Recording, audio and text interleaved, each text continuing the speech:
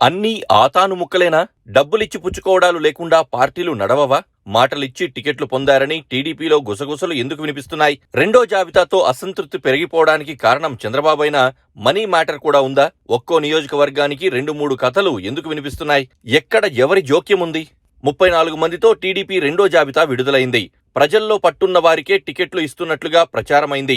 చివరకు చంద్రబాబు ఆదేశించి నిర్వహించిన IVRS survey కూడా అభ్యర్థుల ఎంపికలో పనిచేసినట్లు వార్తలు వస్తున్నాయి. అయినా పార్టీలో అసంతృప్తి తప్పలేదు. అక్కడక్కడ నిరసనలు జరిగాయి. కొన్ని లిస్టులకు సంబంధించినవైతే మరికొన్ని లిస్టులతో సంబంధం లేకుండా వేరే అంశాల ఆధారంగా జరిగినవి, జరుగుతున్నవి కూడా ఉన్నాయి. నిరసనలు టీ కప్పులో తుఫానులా సమసిపోతాయని టీడీపీ నేతలు ఎదురు చూస్తున్నారు. అది నిజం కూడా కావచ్చు.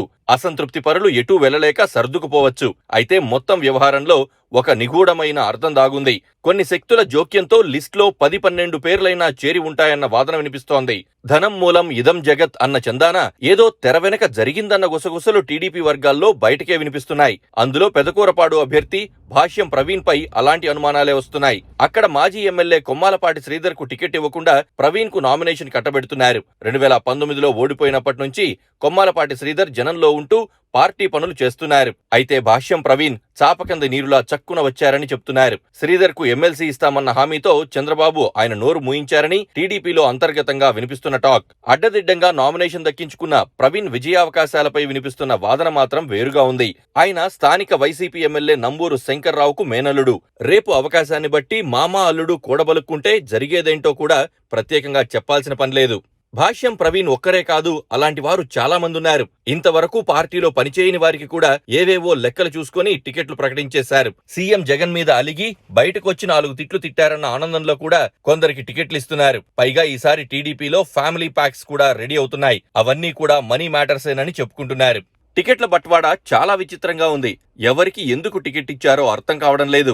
గుంటూరు పశ్చిమను పిడుగురాళ్ల మాధవి అనే మహిళకు కేటాయించారు. వికాస్ హాస్పిటల్ సంస్థ యజమాని భార్య. మాధవి భర్త చౌదరైతే ఆమె చాకలి సామాజిక వర్గానికి చెందిన బీసీ మహిళ.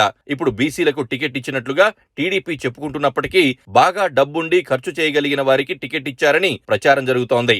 ఈ క్రమంలో మాజీ మంత్రి ఆలపాటి రాజా అన్యాయమైపోయారని పార్టీ వర్గాలే చెప్తున్నాయి. తెనాలి టికెట్ ఆశించిన ఆలపాటి రాజాకు జనసేన రూపంలో ఇబ్బందులు ఎదురయ్యాయి. అక్కడ Janasena political affairs committee chairman Nadendla Manohar ticket పొందడంతో తనకు గుంటూరు వెస్ట్ అయినా దక్కుతుందని రాజా ఎదురు చూశారు. అది జరగలేదు. ప్రొద్దుటూరులో టికెట్ పొందిన ఎన్ వరదరాజుల రెడ్డి పరిస్థితి కూడా అంతేనని చెప్పాలి. కురువృద్ధుడైన ఆయన 2 సార్లు ఓడిపోయి ఉన్నారు. కదల్లేని పరిస్థితిలో ఉన్న ఆయనకు టికెట్ ఇచ్చి నియోజకవర్గంలో బాగా పనిచేస్తున్న ఉక్కు ప్రవీణ్ ను పక్కన పెట్టారు. అది పార్టీ విజయావకాశాలను దెబ్బతీస్తుందని భావిస్తున్నారు. వైసీపీ నుంచి వచ్చిన ఆనం రామనారాయణ రెడ్డికి, కోనేటి ఆదిమూలానికి టికెట్ ఇవ్వడంపై కూడా టీడీపీలో తీవ్ర అసంతృప్తి కనిపిస్తోంది. ఎన్నికల్లో గెలిచేందుకు డబ్బులు చాలా అవసరం. ఇప్పుడు డబ్బు ఖర్చు పెట్టందే గెలవలేని పరిస్థితి వచ్చిన మాట వాస్తవం. అందుకని డబ్బులే పరమావధిగా టికెట్ల బట్వాడా చేయడం కూడా కరెక్ట్ కాదు.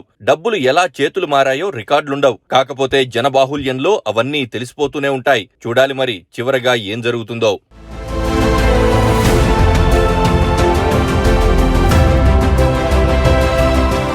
Please subscribe to KTV Telugu. KTV Telugu. KTV Telugu channel.